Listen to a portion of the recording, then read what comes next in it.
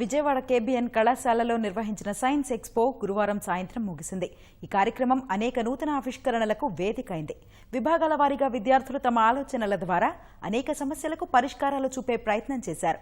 మంత్రి వెల్లంపల్లి శ్రీనివాస్ ప్రారంభించిన విజ్ఞాన ప్రదర్శనకు వివిధ పాఠశాలల నుంచి విద్యార్థులు తరలివచ్చారు.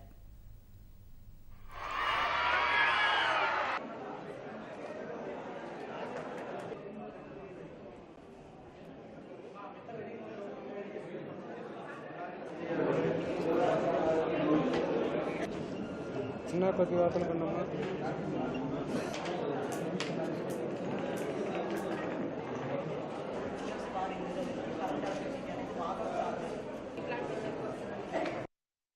ఎలక్ట్రిసిటీని డబుల్ ఎలా చేసుకోవాలి అంటే సోలార్ ప్యానెల్స్ వల్ల మనం కొంత ఎనర్జీని స్టోర్ చేయొచ్చు, ప్రొడ్యూస్ చేయొచ్చు ఎలక్ట్రిసిటీని.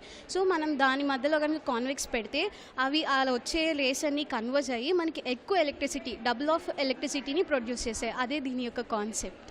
ఈ కూల్ రూఫ్ టెక్నాలజీ వల్ల ఏంటంటే ఇది మనం మట్టి ప్రమిదలతోనూ ప్లాస్టర్ ఆఫ్ ప్యారిస్తోనూ మనం ఈ కూల్ రూఫ్ టెక్నాలజీని తయారు చేసుకోవచ్చు. దీన్ని తయారు చేయడం వల్ల ఏంటంటే మనం ఇంట్లో ఉన్నప్పుడు ఇదే కూల్గా ఉన్నట్టు ఫీల్ అవుతాం మరియు మనకి కరెంట్ బిల్ అనేది యాన్యువల్గా చూసుకున్నప్పుడు తగ్గుతుంది. నా ప్రాజెక్ట్ ప్లాంట్ ఛార్జర్, దీనివల్ల ఏమవుతుందంటే మనం ప్లాంట్ నుంచి మొబైల్ని ఛార్జ్ చేసుకోవచ్చు. ఫోటోసింథసిస్ ప్రాసెస్ జరిగినప్పుడు ప్లాంట్ అనేది స్టార్చ్తో పాటు కొన్ని వీక్ ఎమినో యాసిడ్స్ని కూడా ప్రొడ్యూస్ చేస్తుంది. ఆ వీక్ ఎమినో యాసిడ్స్ వాటర్ ఇంకా సాయిల్తో కలిసి ఎలక్ట్రోలైట్స్గా ఫామ్ అవుతాయి.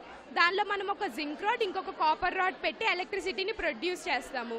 నా ప్రాజెక్ట్ పేరు గూగుల్ అసిస్టెంట్ హోమ్ ఆటోమేషన్. ఇది ఎందుకు ఉపయోగపడుతుంది అంటే బ్లైండ్స్కి ఇప్పుడు వాళ్ళు అక్కడికి వెళ్ళి ఆఫ్ చేయలేరు, ఆన్ చేయలేరు. అదే ఇప్పుడు మనం అనుకో okay Google call to Shiva అలా అనగానే ఆన్ అవుతుంది.